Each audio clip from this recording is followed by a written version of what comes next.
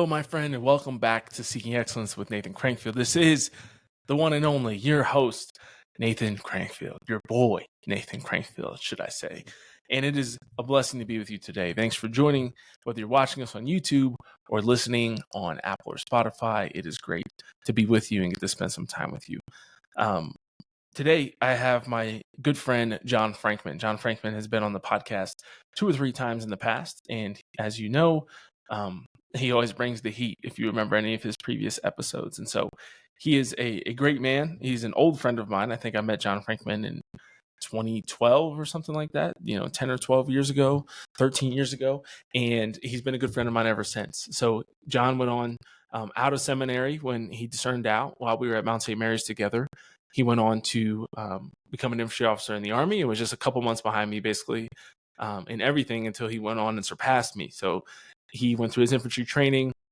We caught up in Ranger School for just a few days of overlap or a few weeks of overlap.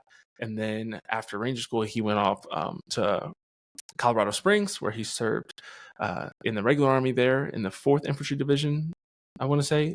Hopefully I'm not misspeaking, John, if you're listening to this. But he then went on to become a Green Beret, more importantly, and served in Special Forces for a little while before getting forced out due to refusal to take the Jamba Juice, as I call it. And so he'll talk a little bit about that today. We did a full episode on that before. So if you want to just search, for podcast, John Frankman Seeking Excellence, you'll be able to find that episode where we really detailed his whole story once he was out of the Army. That is not what today's about. Today is about the election. And we're going to talk about some of Pope Francis' recent comments. We're going to talk about some of Donald Trump's recent comments. We're going to talk about some of Kamala's recent comments and just the Catholic general approach to the election, talking about different topics from IVF and abortion to the economy and entitlements and all kinds of different things. And so it was a really great conversation. I was really fired up afterwards. Both of us were bummed that I had a Halloween meeting to run to. I had a work call. I had to actually do my job. We started early on a Monday morning, but we got really fired up there at the end.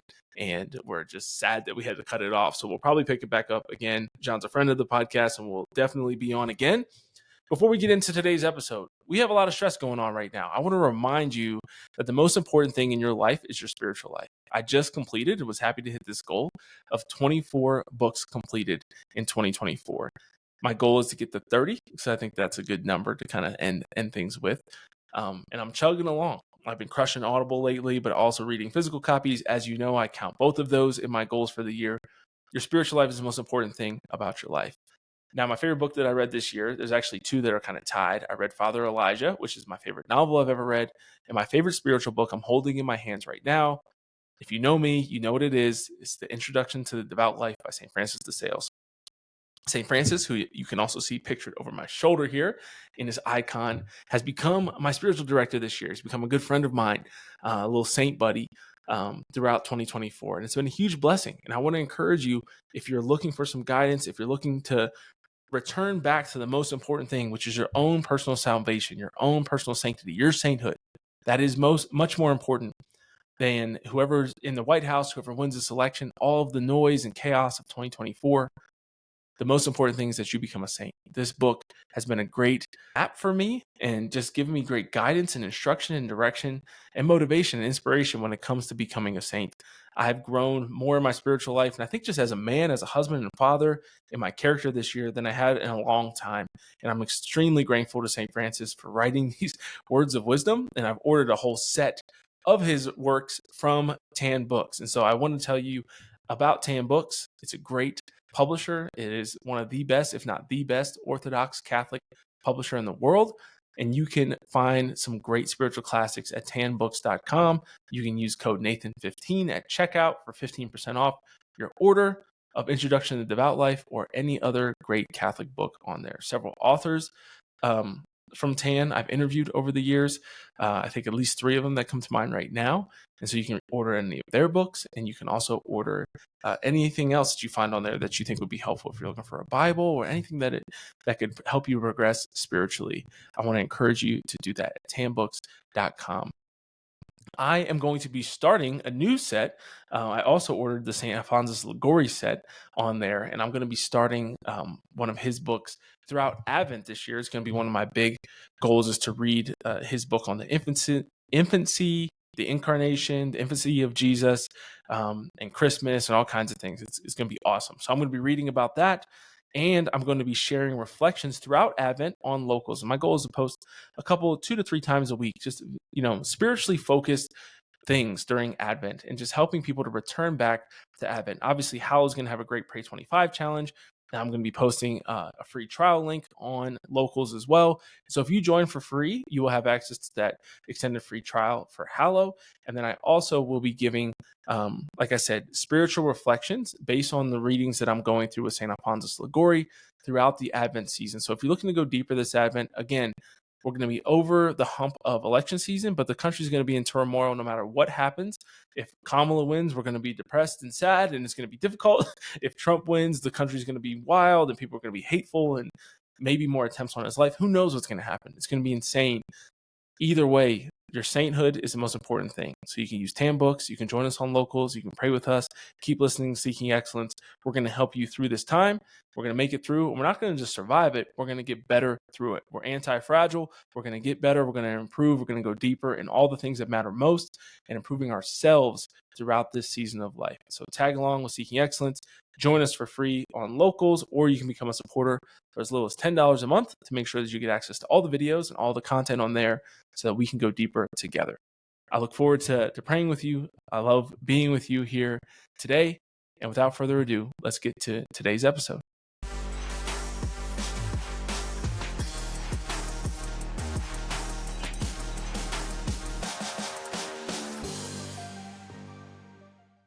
Question is from John. He was a Green Beret captain who was actually kicked out of the military. I think he's going to share his story with you. 1 second. Hi. Good-looking guy. Thank you.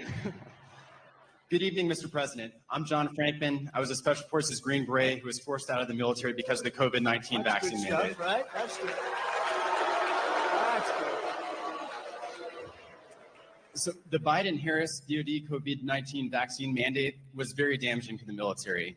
It forced thousands of service members out, and thousands do not want to join now. The Biden-Harris DoD has the lowest recruiting in modern history, and now they're pushing more woke training. So how do you plan to repair the military from the damage that was done and hold military leaders accountable?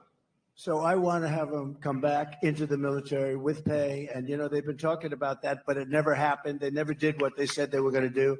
There should have never been a mandate. That should have never happened. You should have been given choice, as we say. We want choice in education, and we want a choice there, too. And that should have never happened. And, we've lost some of our best people in the military, too. Did you leave? Did you leave? Did you ever take the vaccine or anything? I never did, sir. So you want a choice, yeah. And would you go back in if they were able to? As long as there's accountability, potentially. Yeah, no, there'd be accountability, is right. We'll fire their asses. But So fresh off sharing the stage with President Trump, we got John Frankman with us here today. What's going on, my man? How are you? Hey, how's it going, Nathan? Doing very well. Very well. Wild experience. I loved it. Was kind of funny there for a second. Were you worried for a moment when they started booing that they were booing you? Or did you know that they were booing I knew exactly. It was hard to hear on the stage. And that was one of the difficult things. So I think that President Trump, he did not hear what I had said. So when he said that's good stuff, he heard Special Forces Green Beret, but didn't hear the part about who was forced out for the vaccine mandate. And that's something that the whole crowd was very against. And you could hear the raucous kind of applause when I said that, no, I did not get the shot. Oh, yeah. No, that part was really hype. That was awesome, man. And so tell me about how that came up and just generally what you've been up to lately. Sure. So I left the military last summer, as you know, but I'll kind of update your crowd. I was forced out, Green Beret, didn't get the COVID shot. And I've been involved in trying to advocate for service members who've been negatively impacted by the vaccine mandate. That includes those who are forced out, those who've been vaccine injured, those who are still in and whose careers are still damaged by this, and trying to get accountability from military leaders, because if that doesn't happen, something like this will happen again. So I was able to go to the State of the Union with my Congressman, Matt Gaetz, which was a fantastic experience, and did some interviews with him up on the Hill there. And kind of since then have continued this mission for military accountability. But I also live in the free state of Florida. And right now we have this terrible, terrible abortion amendment, Amendment 4, that's on the ballot. And this amendment is getting so much outside funding from Soros-backed people, from Planned Parenthood, and it's because they're going to make money off this. Abortion isn't just this woman's right. You know, even if you take that moral piece out, there is so much money to be made in this industry, and they're pouring millions of dollars into it, outspending the pro-life people. So a friend of mine and I, we've been doing some door knocking. I've been making some social media posts about the pro-life stuff. And yeah, so to get to the Trump thing, I joined Vets for Trump and was able to go up to this rally in Fayetteville, North Carolina, and was given the opportunity to ask him a question. And that was just very happy. Accountability, and how do you want to repair it? That's awesome, man. Good old Fayetteville, North Carolina. That's awesome that you've been doing so much great pro-life work, and thank you for doing that. I've been kind of shocked at just how much noise, I guess, has come about, because I had no idea, and I'm glad there has been so much noise about this bill in Florida, because I think it goes to show that the fight is not necessarily, I mean, it's never over, right? Because I think that a lot of times we had these bills get passed, and because Florida went all the way back to 6 weeks, right? Florida is at 6 weeks, and there's exceptions for rape, incest, life of the mother. Right.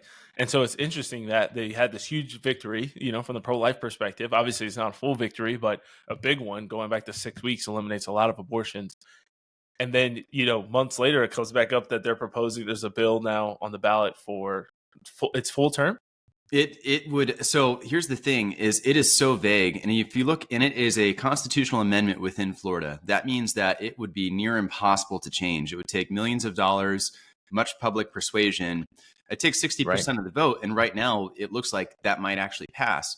But it's just so vague. So what it says is point of viability, doesn't define when that is. It says for the health of the mother, doesn't define whether that's mental health or whatever. So it could be a headache or emotional stress. It takes away actual parents' rights. So you don't need parental consent anymore. It's just notification. Those are two separate things. So it actually takes a parent's right away to be to have to consent to, you know, this procedure for their daughter, which is insane. So it would probably be up until the point of birth, funded by the state, which we've seen that kind of litigation happen in other states where these pro-abortion amendments have passed. And Florida is surrounded by a lot of very red states. So it would be a destination site for women wanting to get abortions within the state. So it would be an absolute terrible thing. And what I want to stress too, pro-lifers, it is essential we win this. We want our politicians to be pro-life. If we can't get our shit together and we can't defeat this kind of a state thing in a state like Florida, we need to give them some ammo that they can continue to hold these pro-life platforms. And they are pragmatic over many things, maybe over being actually ideological. So if we want to encourage them to fight for the pro-life movement, that's something that we're going to have to win. Yeah, absolutely. Yeah, these victories are crucial. And I'm sure there's going to be ballot measures like that in many states. I can only imagine coming this November. And so, yeah, to lose that in a state like Florida would be really, really painful and a huge setback for the movement. So that would be, just unreal, very brutal. But yeah, it looked like a fun time up there on stage with them. I'll share the link at the end for everyone for the whole video there, because it's pretty cool to see and pretty awesome to see up there. Then you got the great picture with him too. Was it? Pretty cool to meet him? Was he? I did. It was fantastic, and he's just so personable. And the guy next to me, he was like, "Oh, let me get a picture." So I took it. I'm like, "Oh man, get a picture of me too." So I was able to get a picture with him, and I think I joked with him that, you know, I'm going to put that you said I was central casting on my dating profiles or something like that. But I told him I want to be involved in getting that accountability in the military, trying to get that kind of seat at the table to help the next Trump, please God, administration to carry out solid policies. He needs good people around him. He needs good support. So if there's some way for me to try to assist, so he's like, "Yep, just talk to my people, whatever," and try to slip in really quick that I'm, you know, close with Congressman Matt Gaetz, and I think he understands this issue extremely well because we spent so much time together at the State of the Union and other rallies of his. So if he's the right people around him, I think that we'll get the ball going, but it's going to take continued pressure. And it was, but yeah, absolutely fantastic. Getting the picture, being there in the crowd, having soldiers come up to me afterwards who didn't get the shot, who were negatively impacted by it. There's a guy who's an officer, and he still has this GOMOR. A GOMOR is a General Officer Memorandum of Reprimand. That is still there. So service members are still suffering from this, and that's a career ender. And he has to deal with his career like that. So just fantastic experience. Now, I want to know your thoughts on two different things. One, I want to know your thought on the recent Trump, I don't know if you want to say pro-Catholic things he's been posting. So he had the big, celebratory post about St. Michael's feast day, or at least acknowledging St. Michael's feast day. And then we had the Happy Birthday Mary post.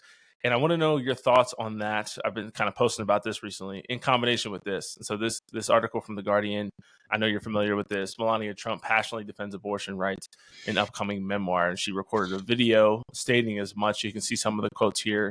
It's imperative that we guarantee that women have autonomy in deciding their preference of having children based on their own convictions, free from any intervention or pressure from the government. Goes on to say, why should anyone other than a woman herself have the power to determine what she does with her own body? The classic, this is nothing new, nothing groundbreaking about this, approach to abortion by any means. She's just regurgitating everything that every pro-choice person says with really little or no understanding, or just ignoring any pro-life position, and that to me was probably the most disheartening part of that post. And like her words was, it's just, that is what you would expect from somebody who's never studied the issue and has only heard from their, UCLA professors or their high school, biology teacher that we should be pro-choice and that it's not a human life and that it's a woman's right. And there was no depth or like actual acknowledging anything. So I want to know your thoughts on that, because I've had back and forth, and I see Catholics every time he kind of posts some of this Catholic stuff. And this is not, I always say I'm voting for Trump.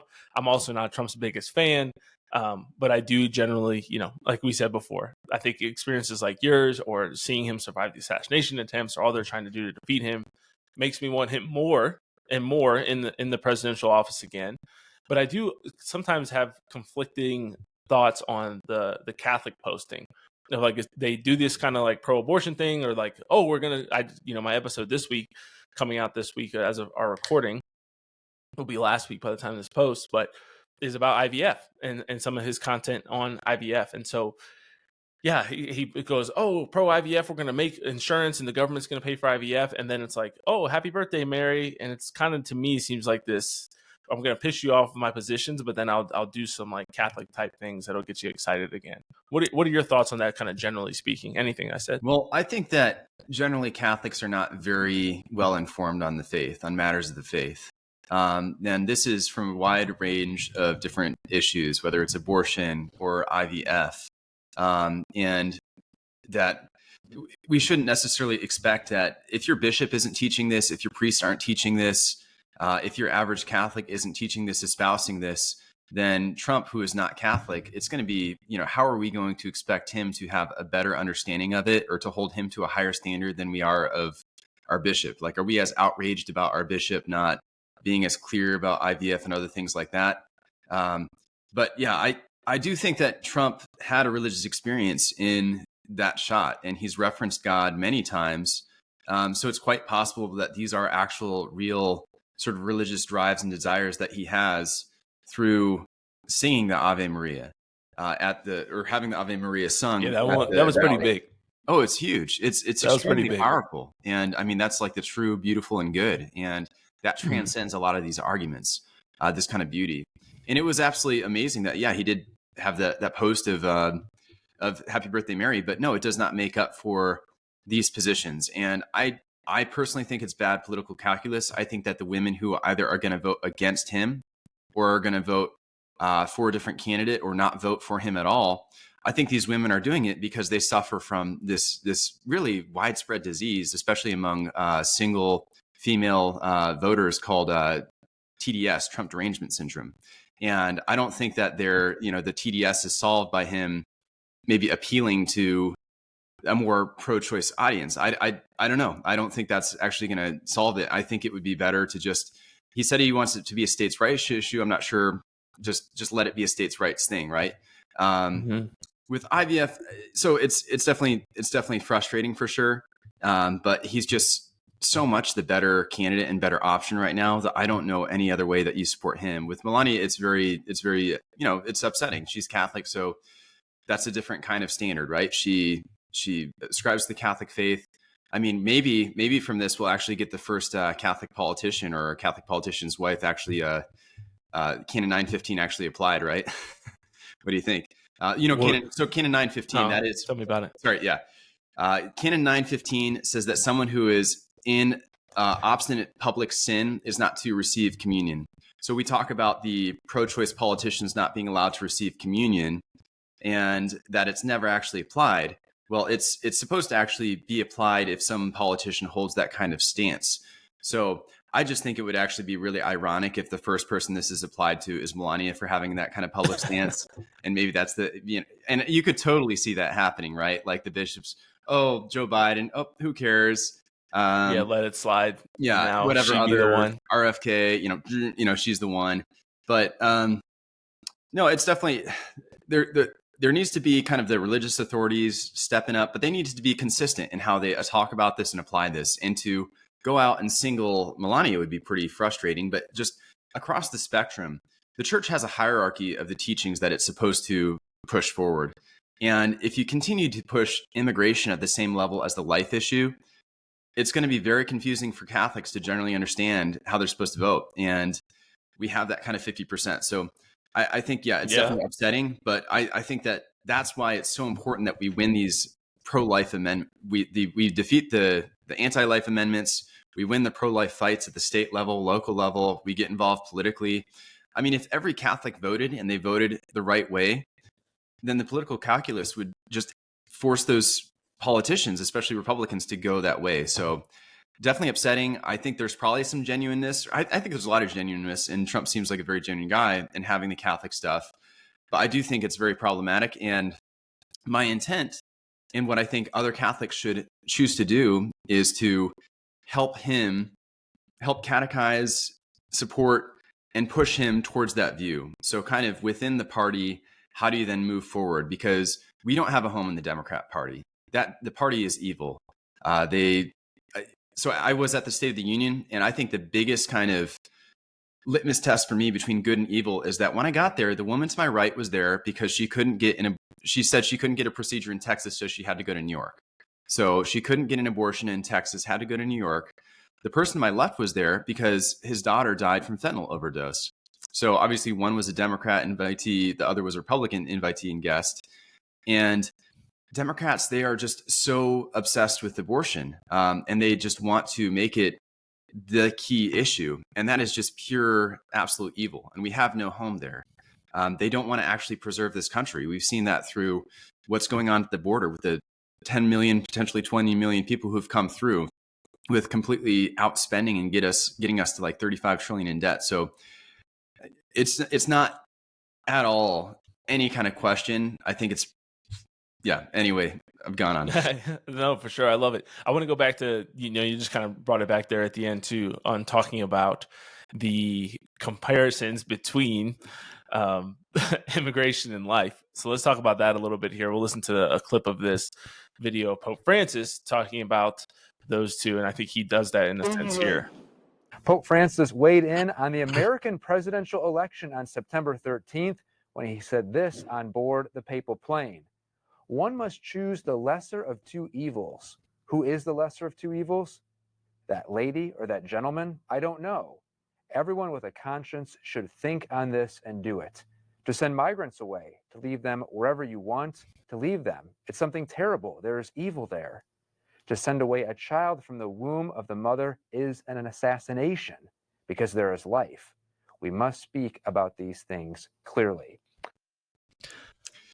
Now, I think that the comparison is extremely frustrating, of course, to try to put those two things in the same category. I think is just truly wild, especially given the fact that One, I love when people always compare that, like, the Vatican doesn't have an open border, right? Like, Vatican City doesn't just let anybody come in. The Vatican itself, obviously, like security, just like we talk about with all of these politicians who put fences and security guards around their home, but then send migrants and criminals. We were just looking, Emily sent me an Instagram post last night. We were looking at that had Denver was rated F on crime.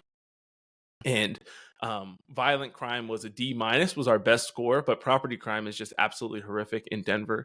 There's like a crime, either like a violent or property crime happens like every 56 seconds, I think, in the Denver area. And we've obviously just been overrun as a sanctuary city for migrants, and it's awful. I mean, like, I think they said that San Francisco was either a C- or a D+, and Denver was an F.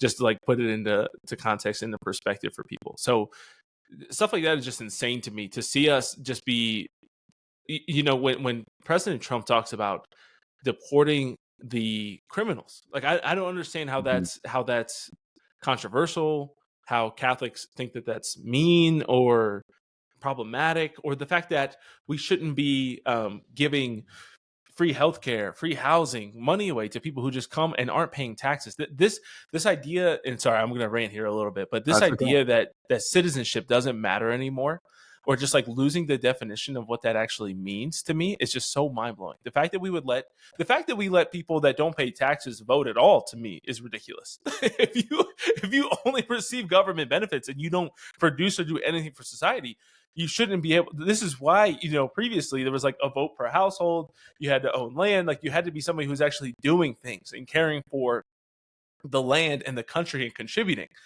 Now, there's just no threshold. You have to just be born and survive for 18 years, and then you get to vote. And then if we import you illegally, we're going to try to make a pathway so that you can vote as well. So that way, that the same shithole country that you left, you can try to turn America into that by voting for the exact same things, because we know that's what people do. We've seen it. We've seen it in states, right? When people are fleeing New York and they're fleeing California and they're coming to Florida, they came to Colorado 20 years ago from California.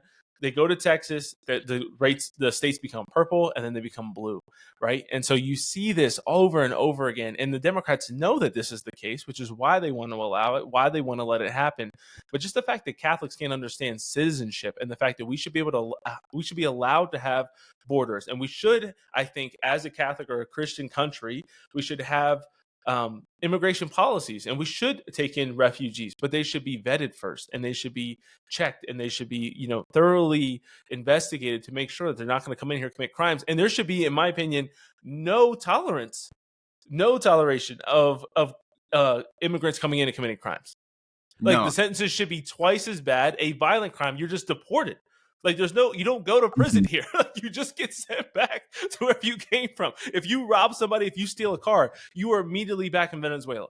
Like, there is no, we should not even be paying for your prison, your imprisonment and your meals and things like you're just gone.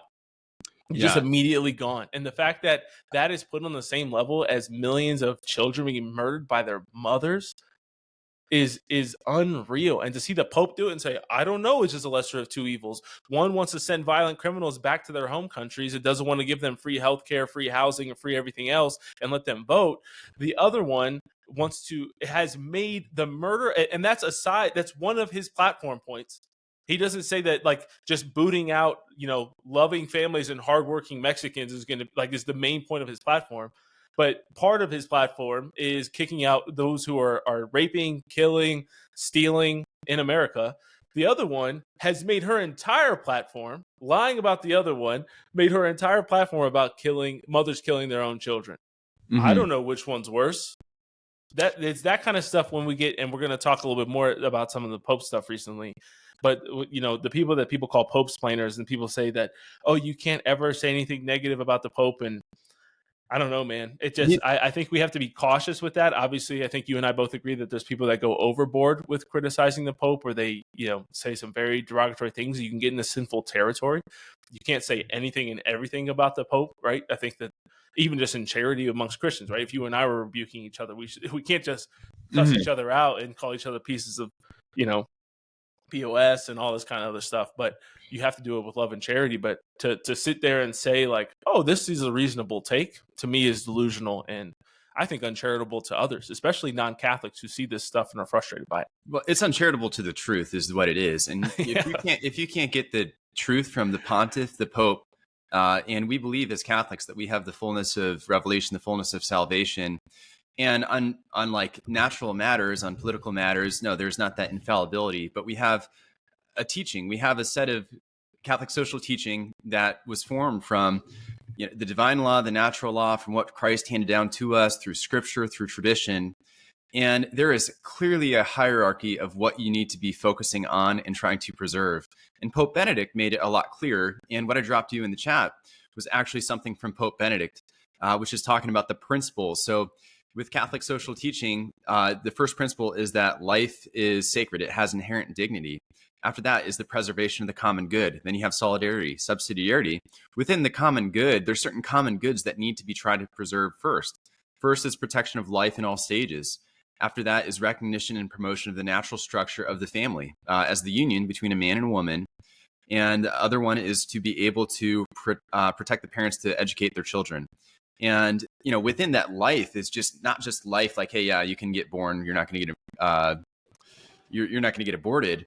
It's also, you can live in peace. You can live in harmony, that there is an order to society, that you're allowed to just flourish as humans. And with the life issue, there is not any comparison between what Democrats want to do and what Republicans want to do. Democrats want abortion at all stages, even talking about killing a baby or not giving a baby life-saving care after it's born in the case of botched abortions, which we know has happened, which if they were fact-checking equally would have pointed out for Kamala and Walz.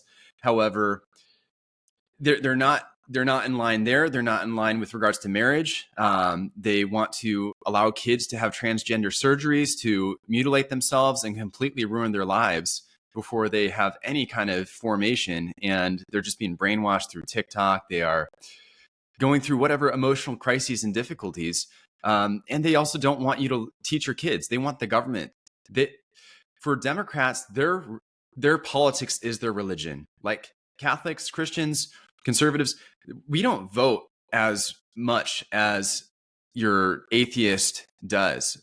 And what's beautiful about Catholicism is that we have the natural law. We think that our faith is reasonable. We can root it in reason. Democrat ideology is not that way. And that's why you can have these batshit crazy ideas that don't need to be based in science, that science, quote unquote, is now their God. So you're going to just kind of comply more than you're going to do anything that is reasonable. So it's not a comparison.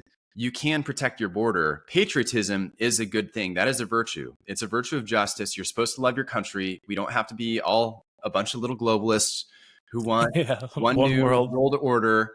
Also, Democrats, if you want to keep calling this country racist, then why the heck have 10 million, 20 million people come across the border, especially, if they're not white and you're saying it's a racist country? I don't know. Brown people are pouring in. Yeah, that doesn't make sense. They must it must be a better place. So it's not a comparison, and the Pope is not doing anyone any good by doing this. He needs to speak clearly, but I think at this point, Catholics need to kind of come to the understanding that, he's, what is he, 80s or very, very old.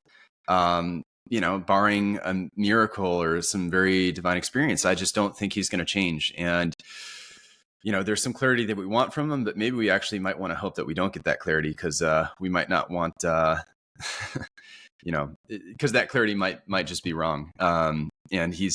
So we'll pray for him, but we need to follow the teachings of Jesus Christ. We need to follow the teachings that the church has taught through centuries.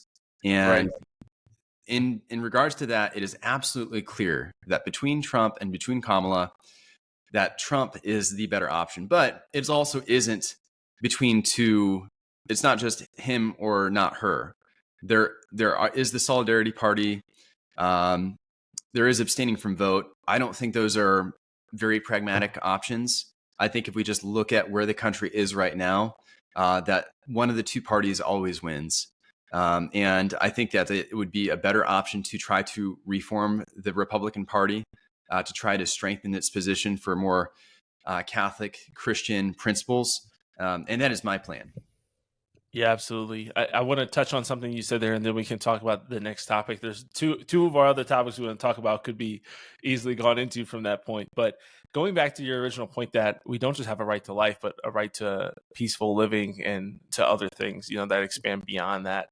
And I think it's important to clarify too, that people don't often understand that Christians and even our founding fathers, when they were writing, and you can see this in the Declaration of Independence, the fundamental shift when it comes to rights is we believe that rights come from God, that they're natural. A lot of Democrats or progressives believe that rights come from the government, which is why they can use things like your right to healthcare, your right to this, your right to a minimum wage, like all these different kind of broader things that we would not say the natural law teaches you have a right to. They just keep adding on. And you have all these like rights to having your student loans paid off and a right to this and a right to that.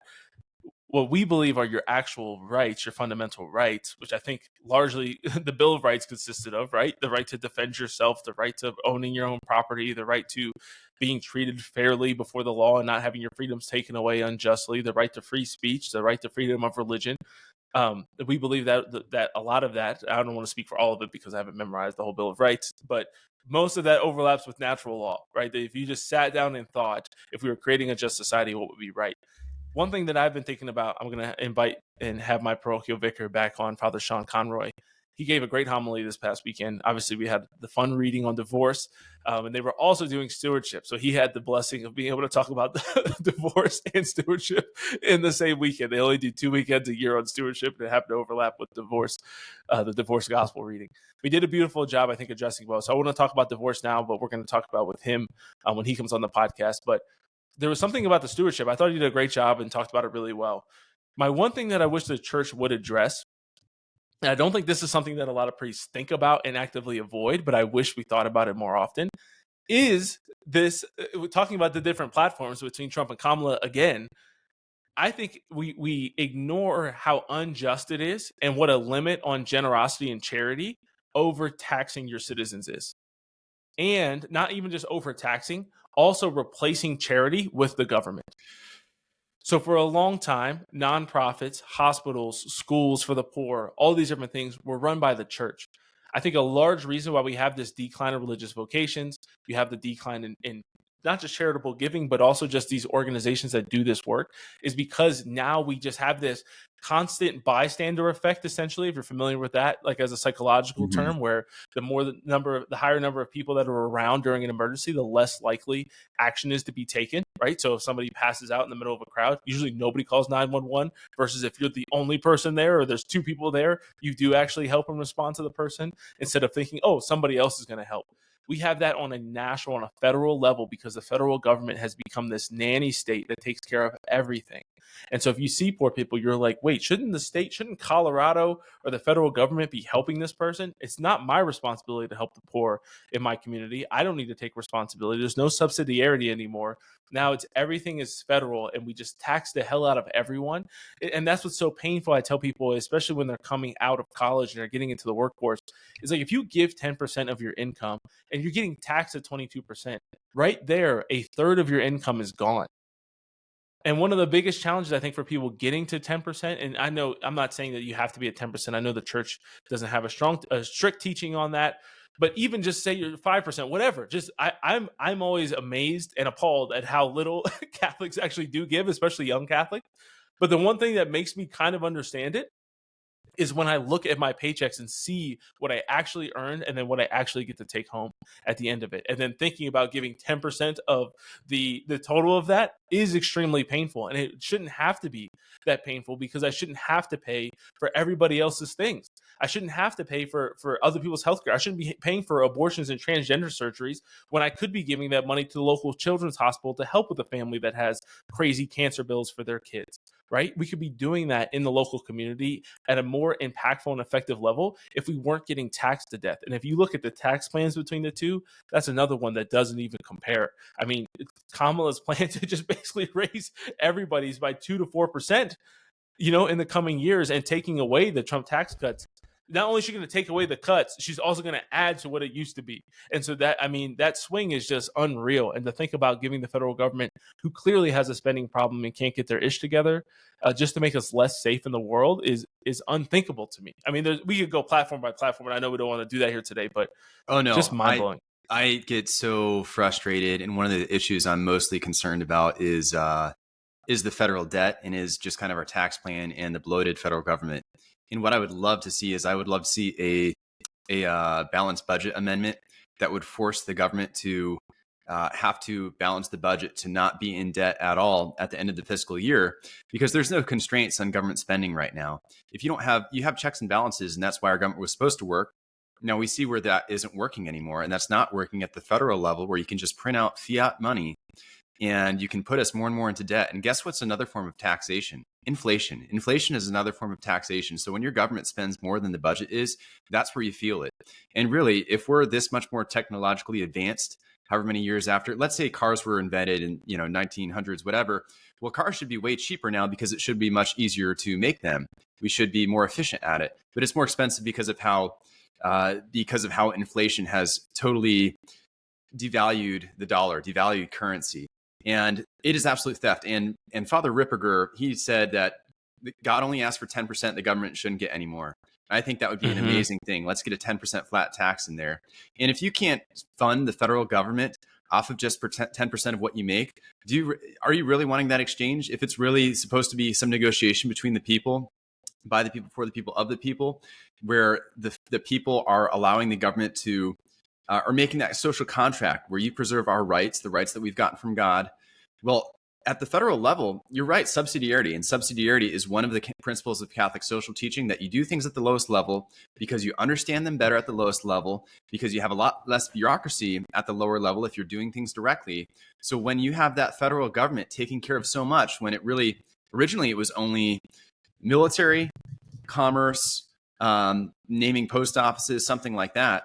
But you just figure out, what is it that you can't do at the state level? Let's do it at the federal level. And it's the 10th Amendment that was supposed to say that anything that's not enumerated in the Constitution is supposed to be done at the state level. We've lost that hugely in the kind of new liberal era, I think the early 1900s, the kind of new Democrats. And that's where you also lost this idea of the kind of individuality, that the rights come from God, where they kind of saw that, no, it's more of for the government now, and it's for the society, and there's different changes and there's different societal needs. We are so much worse off. So I think we need to get rid of so many of these federal agencies. We need to allow people to take their pay back. And there can be some like base net thing as far as welfare goes, but it can't be as big as it is right now, because we see that it doesn't work. No. Look at what just happened with Hurricane Helene. It didn't work. It'd be better to have some kind of a state-to-state thing where you can just kind of have that kind of negotiation. But the system is just absolutely broken. We're insanely in debt. People are taxed out of their brains.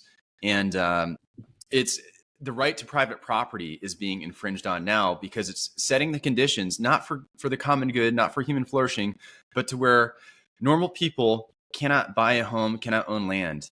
And that is a tenet of communism, is not having people have land. So it's just totally evil. We're moving towards that kind of socialist, commie Kamala. That's not far off. And it's absolutely scary. And what's scary is the percentage of the American populace that continues to vote for her and vote for these just shit Democrat policies. And I think I love what you said there. And I'm gonna play another video, because this just reminded me of something, even though we're going a little bit off here of our plan. But maybe follow the spirit where it leads us. There you go.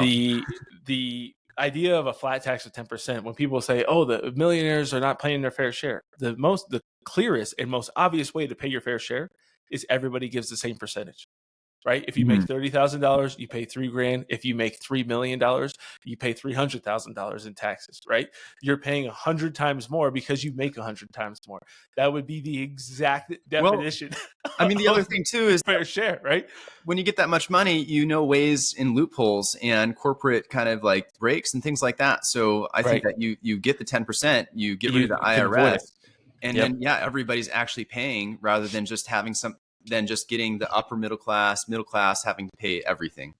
Have you seen this video with Dr. Phil before? No, I haven't. Let's take a look. Oh, you're gonna love this. On It's shocking. They talk about the fact that the big problem in America is income inequality. And my position is the big problem in this country is income equality, not inequality. And I'll tell you why. I've broken this up into the bottom 20% of income earners, the second 20% of income earners, and the next 20% of income earners. And what you're going to notice is in the bottom 20%, these people, only about 33% of them work at all. And as a result, they make about $7,500 a year. On average, that's what they earn. The next 20%, 85% of them are employed full-time, and they earn about $31,000 a year. Okay? Where these people earn about $7,500. But when the government gets through with the entitlement programs, look at the difference. $1,000 difference. So here's my question psychologically. Why would you work? Seriously, I'll bet you in terms of net purchasing power, these people have more. Why? They don't spend money on commuting. They don't spend money on wardrobe. They don't have any overhead because they don't do anything. These people, 90+% work, and they earn $66,000 on average, but because they pay actual taxes, they only net 61. So the difference between here and here is only $11,000. We're paying people not to work. I watched that. I already knew a lot of that, obviously. Right. I study this stuff. I like this stuff, but these are the kinds of things that Catholics, these good-hearted, nice Catholics, just like can't really wrap their minds around, is that we actively pay people to not work, and that's clearly unbiblical, right? Yep, not only is it not absolutely. practical, it's Very not clear. helpful. Yeah, it's against church teaching. It's against the Bible. It's against human nature. And to think that you can do that for a long period of time and it wouldn't de-incentivize. I wish I could find, if I had done it before, man, we just totally rabbit hole down economy stuff. But there was another great video my friend, another friend of mine sent me last night about these woke students at like UCLA or some public, progressive school. And they were like, "Are you for socialism?" Like one of these videos, right? Interviewing students. It goes to like all 10 of them, 12 of them were like, "Yeah, absolutely. Socialism so much better than capitalism. Capitalism sucks." And he said, "Okay, great. Would you be down for like a rule on campus for kind of like GPA socialism? So we take some of your GPA points and give it to some of those who are struggling. So say you have a 3.5, we bump you down to a 3.1 just to help somebody at a 2.5 get up to, a 3 point or 2.9. That way we can have some GPA equality on campus, taking from those." And they're like, "No, I worked really hard for this, or I sacrificed. I didn't go out as much as other people." And it's like, yeah, that's kind of the whole point, right? Is that when you see this and you put it in any more basic level, this is why I think that just the obsessed with national issues and national politics and the federal government, it has just destroyed us as a nation. Is because we can't see that, right? If we could see, hey, you're giving my tax money to this person who just chooses not to work and just pop out kids and smoke weed all day. No, I'm not voting for that again. But it's just so blind, right? And I think one of the worst things that ever happened in America, I've said this before, is just income tax just being taken out before you get your paycheck. I think if I could get Trump to probably do one thing on the economy, it would be to reverse that. I think that everybody should get their full paycheck. We should all be like business owners. And then everybody has to pay it at the end of the year. And that's how you get it. You get to keep your entire paycheck. And then at the end of the year, you make $100,000. You have to write the government a check for $25,000. And that's what you have to do. And then you feel that pain. And then you demand, we get an actual report on how that was broken down. And you get to see, oh, we sent $62 billion to Ukraine. And we spent $10 billion trying to advertise transgenderism in Iran and in Algeria, right? And just in these countries that don't want it. We're advancing the LGBTQ agenda. And you're like, we spent $10 billion on that? And it's like, yeah, of your money. So you could write this $15,000 check, person who's making $75K a year and can't afford to buy a house.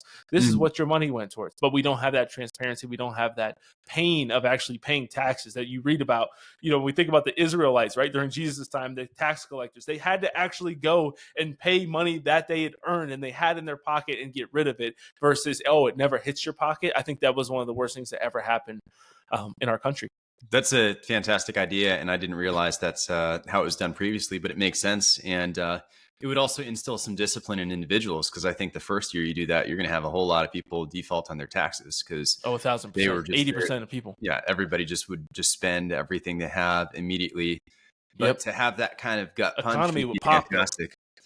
Yeah. Oh man, it would pop. Yeah, that's right. That's right. And you know, I have a friend. Shout out to my friend who's running for Congress, Chris Colomb.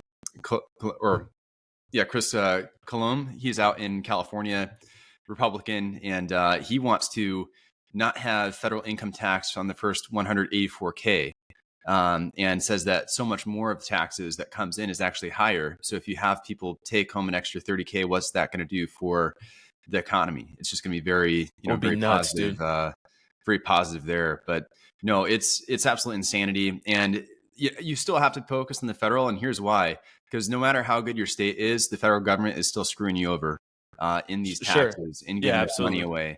Unless you're going to focus on the states so well, all the states, that we can get a convention of states to, work some amendments and make some things work differently, like the balanced budget amendment and other things such as that.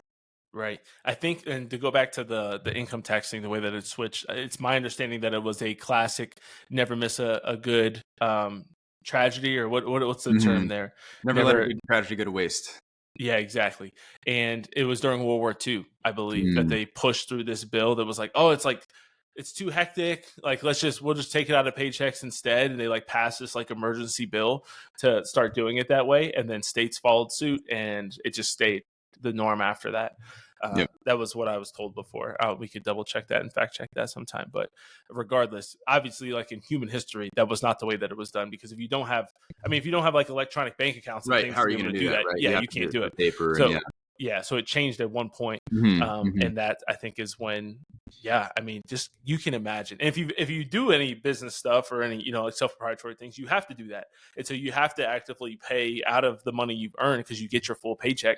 And so there's people who experience that, and people wonder, why are most business owners economically right? It's because they actually have to pay their taxes, and they don't just get it taken out of their paycheck. And most people don't even look at their paycheck to know what they're getting, what they're losing, what you're supposed to make on paper versus what you actually take home. It's really interesting. But I want to go back, speaking of practicality, this has been very pragmatic, and thinking about practical aspect of a lot of this stuff. Let's talk a little bit about that. Let's talk about our beloved Catholics out there, our fellow Catholics who are saying that we should write Jesus on the ballot this year. Do you want to give some context to that, some of the things that you've seen, and then share a little bit of your thoughts on I've seen maybe why that's not the move? I've seen it with Catholics. I've seen it with Christians, conservative Christians. And, it comes from a good place. It comes from a place where there's not a desire to compromise with evil, because we don't want to so Catholic teaching, good ends never justify evil means, right? So I think that people are seeing what Trump has said with regards to abortion, what he said with regards to IVF, and they're thinking that they don't have a viable candidate that they're able to support. So instead, what they want to do as kind of a protest vote is write in Christ is King. Now, I think that this is kind of practically problematic. I don't think Jesus Christ is not running for president right now, as far as I am aware. I think actually there was a moment when he was they tried to crown him. So I don't know if my sarcasm is coming through. There was a moment when they tried to crown him, and he kind of escaped the crowd. And when Pilate is like, "Where's your kingdom?" He's like, "Oh, well, it is actually not of this world." So just practically, there's not really the good that's going to come from that. I mean, there's the solidarity party. You have to do what your conscience wants you to do. but there's just so much more good that can be done for like a Trump presidency than a Kamala presidency. And I think that if Catholics maybe understood some things, such as the principle of double effect, such as Catholic social teaching, it can make it a little bit easier to kind of understand what you're doing. So I kind of pulled up on my end the principle of double effect. And that's basically saying that you have an action that you need to do, or there's some kind of a moral act that you're considering. And you always have the object of the act, the intent, and the circumstances.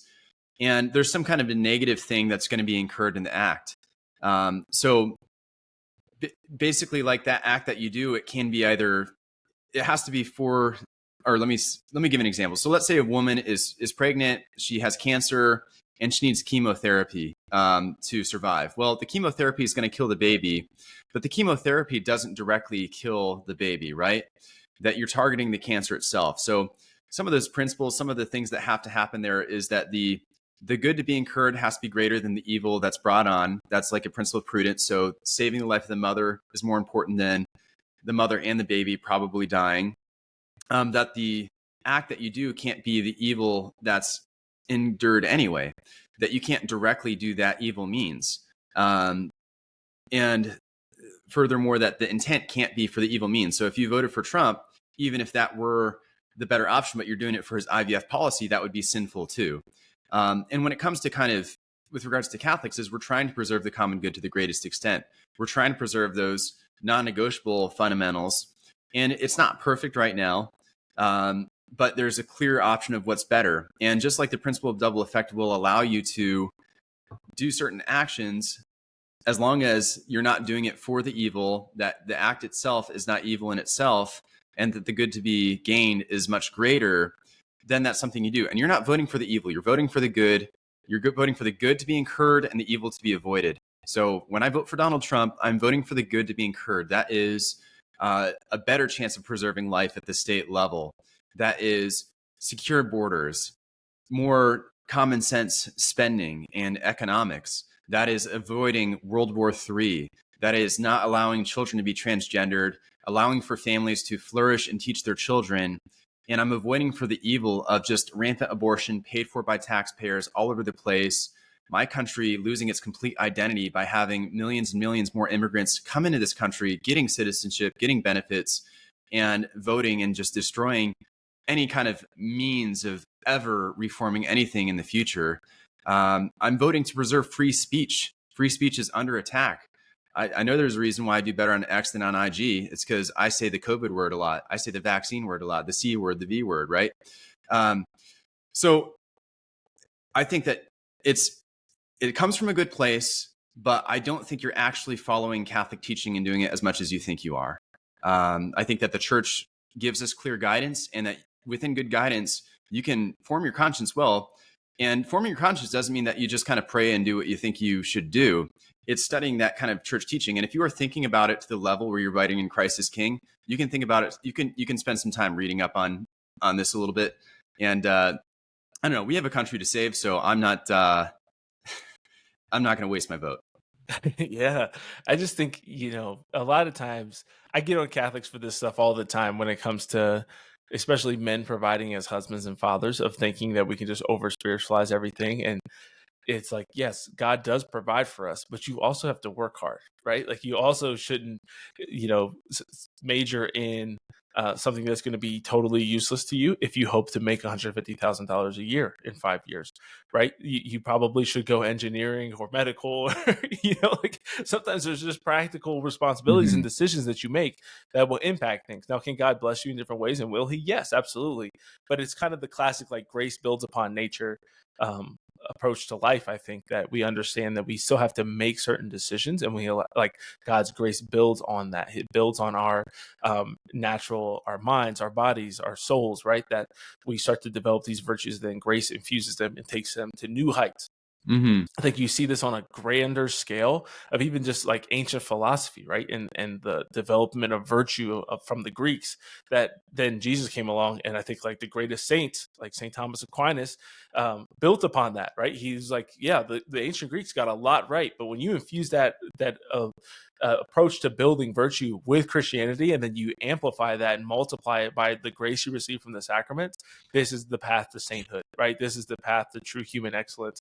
And I think that is what we have to start to understand, is that it's the classic like cliche, boat in a flood situation, right? Where somebody's stranded on their roof. Right. Yeah, they're like, God's gonna save me, and it's like, we're gonna write in Jesus on the ballot, and and the craziest opinions that I saw were people saying, you don't think that if we all vote for Jesus, because I don't know if everybody knows that kind of the boat thing, or like so that's a good point. So somebody's stranded on the rooftop, and somebody comes by on a boat, and they say, we're here to save you. And they say, no, God's going to save me. I think this story is best told in The Pursuit of Happiness by Will Smith's son, by the way. But then somebody else comes, on a helicopter, and they say, hey, we're here to save you. They say, no, God's going to save me. And then it's like another life raft comes by or something like that, or emergency vehicle. And they say, no, I'm going to stay here. God's going to save me. And then the person ends up dying. And the way that Will Smith's son tells it in the movie is he says, God, I thought you were going to save me. Like, why did I end up dying? And he says, I sent you 3 big boats, you dummy. It's really funny because the kid's like 7. Awesome. But even that, like just recognizing that, yes, God will work through actual things to save you. There are certain times where angels will appear in Scripture, and really supernatural things happen and even through the saints. This isn't foreign or impossible, but to think that if 1 million of us write Jesus on the ballot, that somehow, I don't know if people just think that's going to invoke the second coming, like Jesus has a plan. Sure. But instead of it happening in 5 years or 70 years or 1,000 years, instead Jesus is going to do it now because 1 million Christians in America. There's also this I think very, and different people get accused of this. I think Protestants do it a lot, but there's also a lot of Catholics who just view America as the center of the world. This is one thing that I think Pope Francis actually does really well. Is now that I saw this article actually that was talking about kind of flipping things on its head, saying that we view Pope Francis often as going to the margins when he goes to Africa or South America or some of these Asian countries.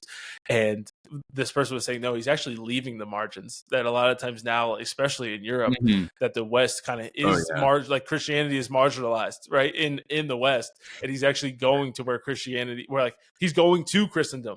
He's when you go to these African countries, or you go to some of these Asian countries, you go to some of these other places, that he's actually going to Christendom and leaving places where we now feel like we're in the apostolic age again, where Christianity is persecuted. Obviously, there's parts of Asia and Africa that were persecuted as well. But I thought it was just an interesting thought. And I think that we do a lot of times fall into this. And I think a lot of people who are on the opposite side of Trump derangement syndrome, your QAnon type people that believe he's this savior figure. Not just that he could be a president, that he could be an impactful leader, that he could really turn things around, that Kamala Harris is awful, but going so far as to believe God has ordained him to be this almost king-like feature, figure and person in American history, I think goes really, really wild and really oversteps its boundaries. And so you see there's issues all over there, but I think just people just, touching grass sometimes, actually going and just spending some time in prayer and being like, God, what do you want me to do? It's hard for me to believe that people would leave that experience not emotionally charged if they're sober-minded and be like, Jesus told me to write his name on the ballot because he believes and wants me to make a difference in society. And there's options and there's things. And I am very grateful that there are Catholics, there are Protestant Christians who care enough about these issues that they are having trouble considering what to do, that they're actually taking their conscience seriously enough. And that is probably a huger problem, that people are not actually thinking of that. But you can still vote for Trump, and the beauty of social media is I'm voting for Trump, but I'm pro-life. I want him to take more pro-life stances. I think doing that is going to give you more buy-in later on as he's president for him to consider taking up a more pro-life stance. I think making your voice known in that way. I think not waiting until the general election to get involved is another thing. And I'm not saying that that's everybody who's writing in Christ is King, But that's another option, is I think making your voice known. And I think that should be the better way to kind of clear your conscience, is I'm voting for these things, but not for these things. And, Trump's not perfect. He's man. There are some things that he says, which I think could be, said a little clearer. And, I also don't think that we need to understand that he's human. We need to understand that he's older, and kind of that idea that he is going to be, I mean, how are your bishops on this? Are your bishops pretty clear about this? Are they pretty clear about talking about the life issue more than talking about immigration? Okay. And you expect that the president who's not Catholic is going to be better than your bishops on this kind of thing? So, clean your room first, get your spiritual life in order, work on your family, practice that subsidiarity, which you're trying to ascribe onto so many other folks, and have that growth mindset. I'm all about a growth mindset right now, man. I just hate naysayers. Naysayers are just like, piss me off so much, of just being so negative. And there's the whole man in the arena thing. Even after I just had my conversation with Trump, there's people who wanted me to say even more to him, like about, and it just doesn't make sense. You have to be practical. You have to be that growth mindset. How can you affect change? How can you move forward? So you individuals need to get out there. You need to be door knocking. You need to be fighting these state amendments. Get that out of there. And if you knock the ball out of the court there, we're going to have a much better platform. And if you're that upset, go on ahead and run yourself. Run for office. Just find other ways to get involved. But I think just practically, when you go to vote this November, just Trump is the clearer option, and it's either going to be Trump or Kamala. And that's going to have, I didn't think that presidential elections were this important until I lost my freaking job, dude. Like, that shit sucks. Right? It sucks, right? It sucks, man. Holy cow. You know what I'd be doing? I'd be at University of Dallas right now getting a master's in philosophy, and I'd be preparing to teach cadets philosophy and ethics. How ironic is that? I'd be teaching cadets ethics, but I couldn't because of this ethical decision I made. I lost out on deployments. I had so much, it was so stressful, man. And your president should never have that much power and never hurt your life to that extent. And sorry, I'm getting kind of frustrated here, but it's been tough, dude. There's a lot of people in Western North Carolina right now who didn't realize how important federal elections were until now too.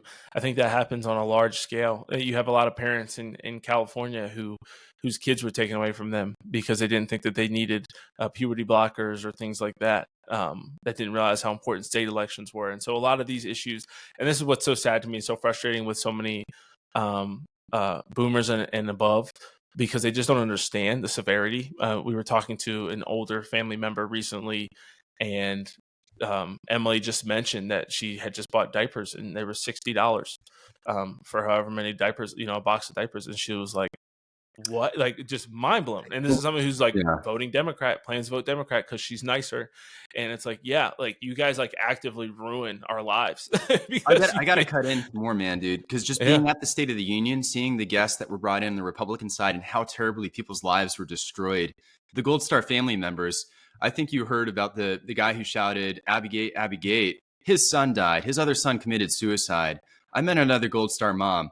Their children died for no reason at all, but because Biden wanted to make a political point by getting us out before 9/11. And we lost Afghanistan. We lost that strategic foothold. China's there reaping our stuff. We have millions of immigrants. The guy next to me, he would not have lost his daughter were fentanyl not coming over the border to that crazy extent. People losing their kids to transgender surgeries that are never going to be okay again. People who've been vax injured because they were forced to take this shot when they didn't want to. People felt bad after getting the first one, and then it was after the second one that they're now paralyzed. That I met with a guy the other day. I'll put this video out later, but he has like tingling from his spot, from his like waist down. His hands are always shaky, and he's had other lesions. His life is never going to be okay again. Not the same, barring a miracle. He played college baseball pitcher for 2 years. People's lives were destroyed by Biden and Harris, and to not vote for Trump, I mean, you're just, it's your own damn fault. And to some extent, like, if we do have people vote for her again, maybe, or for Kamala, maybe it's just that we need to experience the wrath of God more because we don't understand the problem. But folks' lives were absolutely wrecked, destroyed. And it just very frustrates me that folks will, but my abortion. Right. Yeah, man. Absolutely. Well, I appreciate it. That's our time for today, but I appreciate you coming on, man. It was always, as always, good to talk with you. Good to hear about your experience. Good to hear that you're out there on the front lines, continuing the good fight. And yeah, thank you for sharing all that you did today. You Yeah, want to tell people where they can find you? Yeah, you can, if you're on X, if you're on Instagram, you go to Johnny_Franks. I would say before you follow me, follow Jesus Christ. Afterwards, you can go to that Johnny_Franks on Instagram and X. And then if you don't have that social media, my website is johnfrankman.com, so you can find me there. And yeah, thanks so much for having me on, Nathan. As always, super fun. You're the man. I appreciate it. Well, thank you, everybody, for listening today. If this was helpful for you, I encourage you to share with your friend of yours or somebody who you know would appreciate this or be encouraged by it or might learn something from this conversation, especially as we head into election season. Continue to follow along for more Seeking Excellence content. And as always, it's time for you to go out there and be your best. God bless you.